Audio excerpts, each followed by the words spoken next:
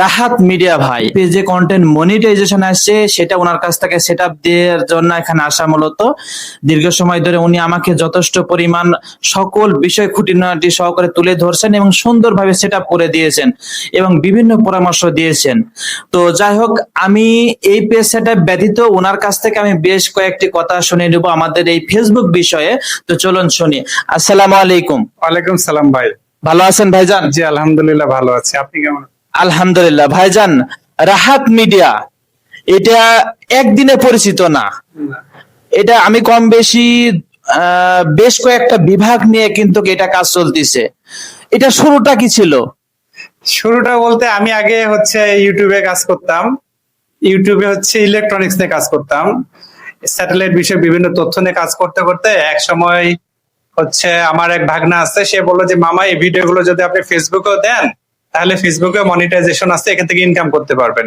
তো খুব সম্ভবত এটা আপনার করোনা ভাইরাসের সময়, ঠিক আছে?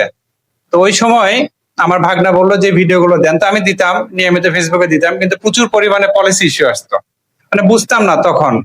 তো তখন একটা ফেসবুক পেজ খুলে ভিডিওগুলো দেওয়ার পরে পরবর্তীতে দেখা যায় ভিডিও প্রচুর ভিউজ হয়, এবং তখন আমার ফলোয়ার লাগতো 10,000 মনিটাইজেশন পেতে গেলে, আর ওয়াচ টাইম লাগতো 6 লক্ষ।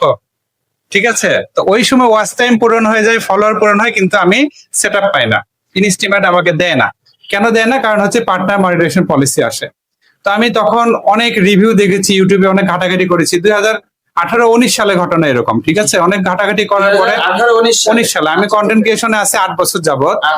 তো ফেসবুকে কাজ করতেছি করোনা ভাইরাসের এরকম সময়টাতে, তখন সবাই বসে থাকি।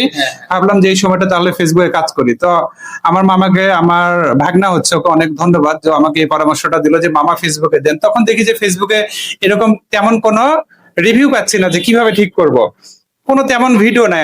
যেগুলো আছে হয়তো দেশের বাহিরের, হয়তো বা হিন্দি ভাষায় আছে, ইংলিশ ভাষায়, বাংলাদেশি খুবই কম, রেয়ার, যে সমস্যা হলে কিভাবে সলভ করতে হয়। তখন আমি চিন্তা করলাম যে আমি যদি নিজে, যেহেতু এই সমস্যায় পড়েছি, পলিসি ইস্যু যাচ্ছে না, তাহলে এটা নিয়ে যদি আমি নিজে রিসার্চ করি, আমার মনে হয় সামনে আমার একটা ভালো ভবিষ্যৎ আছে। এবং এই চিন্তা ভাবনা থেকে আমি নিজেই শুরু করে দিলাম। এর উপরে যত ধরনের রিসার্চ আছে, ফেসবুকে যত অফিসিয়াল সাইট আছে, এগুলো ভিজিট করে করে তাদের যে আর্টিকেল গুলা, কন্টেন্ট, মানে এখন তো কন্টেন্ট মনিটাইজেশন, তখন ছিল পার্টনার মনিটাইজেশন পলিসি, এগুলো যখন আমি নিজে রিসার্চ করে করে দেখি তারা কি বলছে, কি কি কারণে আমার এই সমস্যাগুলো হতে পারে, ওই অনুযায়ী একটা একটা করে ফিক্স করতে শুরু করলাম। করার পরে আমার অনেকদিন লাগছে মনিটাইজেশন পাইতে। আমার পেজে অন্তত প্রায় 2 বছরের মতো সময় লাগছে। 2 বছর? হ্যাঁ, 2 থেকে 3 বছর হবে, আমার এক্সাক্ট টাইমটা মনে পড়ছে না। আর এরকম কেউ আমার কাছ থেকে আগে সাক্ষাৎকার নেয় নাই, আমি কিভাবে শুরু করছি, এই জন্য টাইমটা আমি বলতে পারছি না। 2 থেকে 2.5 বছর বা 3 বছরের মতো সময় লাগছে আমার এখানে সাকসেস হইতে। আর এই যে দীর্ঘদিনের জার্নিটা, এই জার্নিটাতে আমি যে জিনিসগুলো শিখেছি, তখন চিন্তা করলাম যে তাহলে আমি এই সম্পর্কিত ভিডিওগুলো ফেসবুকে ছাড়তে পারি। বাট আমি যখন ফেসবুকে সাকসেস হয়েছি, তখনও পর্যন্ত আমি কিভাবে আমার পলিসি ইস্যু গেল বা ফেসবুক রিলেটেড কোনো ভিডিও দেইনি।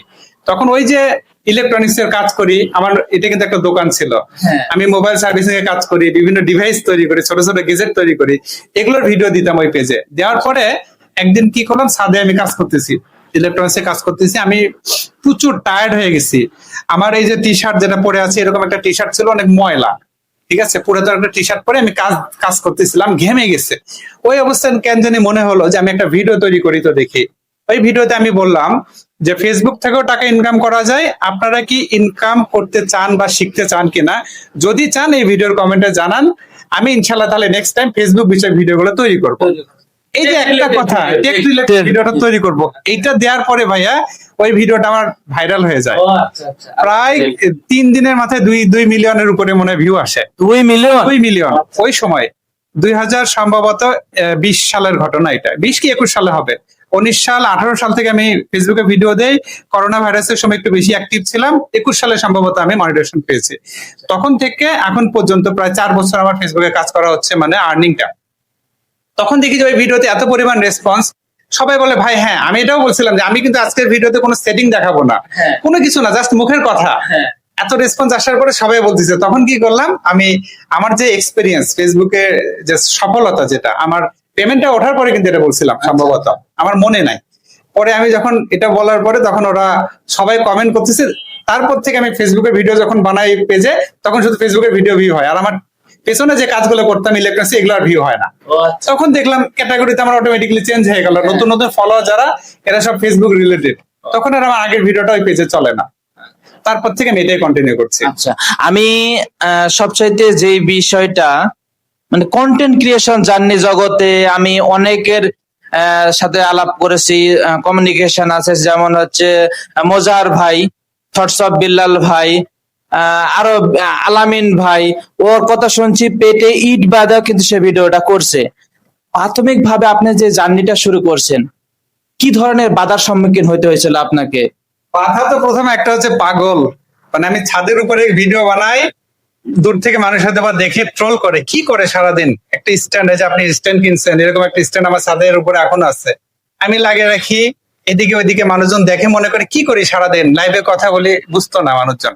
আচ্ছা, এখন আপনার ধরেন আমি শুধু রাজশাহী জেলা থেকে এতদূর পর্যন্ত রান করে আসি আপনার কাছে শুধুমাত্র ফেসবুকের একটা আন্তরিকতা তৈরি হওয়ার পরে, কিন্তু তো এখানে প্রতিনিয়ত আমি জানি বিভিন্ন জেলা থেকে লোকজন আসছে, এটা দেখার পর তাদের অনুভূতি, তাদের ব্যর্থতা কি? তাদের অনুভূতি হচ্ছে আমার এখানে আসে হচ্ছে দূর দূরান্ত থেকে একটা কারণে, যে আমি তাদের প্রাইভেসিটা রক্ষা করার চেষ্টা করি। যেমন আপনি কাজ করতে আসছেন, আপনার সকল তথ্য আপনার কাছে আছে, আমি আপনার পাসওয়ার্ড নেই নাই, ফোন নাম্বার নেই নাই, ইমেল আইডি কোনো কিছু নেই নাই, আপনি বলেছেন আমি সেট আপ করে দিয়েছি, কাজ শেষে আপনাকে এখান থেকে আমি বিদায় করে দিচ্ছি। এই যে আস্থার জায়গাটা, কারো কোনো ব্যক্তিগত তথ্য আমার কাছে থাকে না, এই একটা কারণে আমার মনে হয় বিভিন্ন জায়গা থেকে মানুষজন এখানে এসে স্যাটিসফাইড থাকে। এই যে একটা বিশ্বস্তর জায়গা, যেটা আমি নিজে প্রত্যক্ষভাবে প্রমাণিত।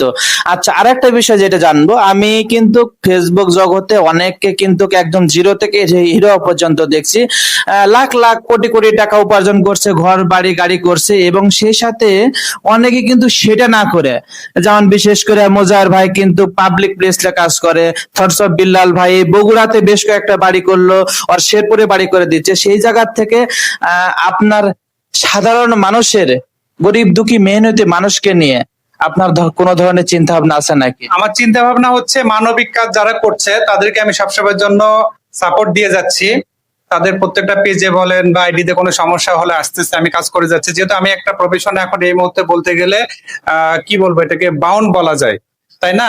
আমি একদিন অফিস বন্ধ রাখলে দেখা যায় যে ওই দিন অনেক মানুষজন এসে ঘুরে যেতে পারে, বা আপনি তো নিজেও জানেন যে 3 দিন বন্ধ থাকার পরে আপনি আসছেন, মানে আমাকে এসে যেন মানুষ পায়, এই জন্য সবসময় আমি এখানে অ্যাক্টিভ থাকি। আর যারা কাজ করছে তাদের প্রতি আমার সবসময় যেন সাপোর্ট থাকে। পাশাপাশি যদি কখনো হয়তো বা আশেপাশে কেউ একটু সমস্যা হলো, কেউ একজন অসুস্থ এসে আমাকে বললো, তখন হয়তো আমি তার জন্য একটা কন্টেন্ট তৈরি করে আমার পেজে দিয়ে দেই। এরকম বেশ কয়েকটা কাজ করেছি আর কি। যাই হোক, আলহামদুলিল্লাহ। সম্মানিত ভিউয়ার্স, আমার শেষ করছেন, ভিডিওটা অনেক লং হয়েছে, তারপরেও শেষ করছেন। ফেসবুক নিয়ে যারা কাজ করতেছেন, নতুন কন্টেন্ট ক্রিয়েশন জগতে আসতেছেন, তাদের জন্য আপনি একজন অভিজ্ঞ ব্যক্তি হিসাবে, অনেক অনেক অভিজ্ঞতা, সেই জায়গাতে তাদের জন্য কি বার্তা থাকবে আপনার? বার্তা হচ্ছে একটাই, এখানে কাজ করতে গেলে আপনাকে ফার্স্ট অফ অল আপনার ফেস ভ্যালু তৈরি করতে হবে। আপনি যদি মনে করেন কোন একটা সেলিব্রিটির পেছনে আপনি ঘুরছেন সমস্ত দিন, বা তার সাথে একটা কন্টেন্ট তৈরি করে মনে করছেন যে আমি এখানে সাকসেস হব, এটা হচ্ছে দিবা স্বপ্ন। কারণ আপনি আমার সাথে ভিডিও বানাচ্ছেন বা আপনি যে কোনো একজন সেলিব্রিটির কাছে যাচ্ছেন, তার অনেক ফ্যান বেজ আছে, ওই ভিডিওটা হয়তো বা তার ফ্যান বেজ দেখলো সে থাকার কারণে, যখন সে আপনার পাশে থাকবে না আপনার ভিডিও ভিউজ আসবে না। আর আপনি যখন ফেস ভ্যালু তৈরি করবেন, ফেস ভ্যালুটা হচ্ছে সবচেয়ে গুরুত্বপূর্ণ। সোশ্যাল মিডিয়াতে টিকে থাকতে গেলে একমাত্র ফেস ভ্যালুটাই আসল। আর এই ফেস ভ্যালুটা তৈরি করার পেছনে দুইটা আপনার নিয়ামক উপাদান, একটা হচ্ছে নেগেটিভ, একটা পজিটিভ। আমার সাইডটা সবসময় পজিটিভ। লাইক আমার এখানে কেউ টিকটকাররা কোনো সার্ভিস পায় না, অশ্লীল কন্টেন্ট ক্রিয়েটর যারা আছে তারা পায় না, আনঅরিজিনাল কন্টেন্ট যারা কাজ করে এরা পায় না, একেবারে লিগেল যারা মেহনত যারা করছে তাদেরকে আমি সহযোগিতা করি। অর্থাৎ অরিজিনাল কন্টেন্ট তৈরি করতে হবে এবং পজিটিভলি ফেস ভ্যালু তৈরি করতে হবে, তাহলে সোশ্যাল মিডিয়াতে সে টিকে থাকতে পারবে। সুপ্রিয় দর্শক মন্ডলী, সম্মানিত ভিউয়ার্স, সকলের প্রতি আমাদের পক্ষ থেকে অনেক অনেক দোয়ার ভালোবাসা থাকবে। সেই সাথে যাতে আমরা যারা কন্টেন্ট ক্রিয়েশন জগতে আসছি সবাই যাতে দেশ এবং দেশের মঙ্গলের জন্য, গরিব দুঃখী মেহনতি মানুষের জন্য কাজ করতে পারি, ভালো ভালো কন্টেন্ট, যেই কন্টেন্টে কিছু শিক্ষণীয় বিষয় থাকবে, এই ধরনের কন্টেন্ট করতে পারি, সেই আশা সেই প্রত্যাশা নিয়ে সকলে ভালো থাকবেন, আমাদের জন্য দোয়া করবেন। আল্লাহ হাফেজ। আল্লাহ হাফেজ। আসসালামু আলাইকুম।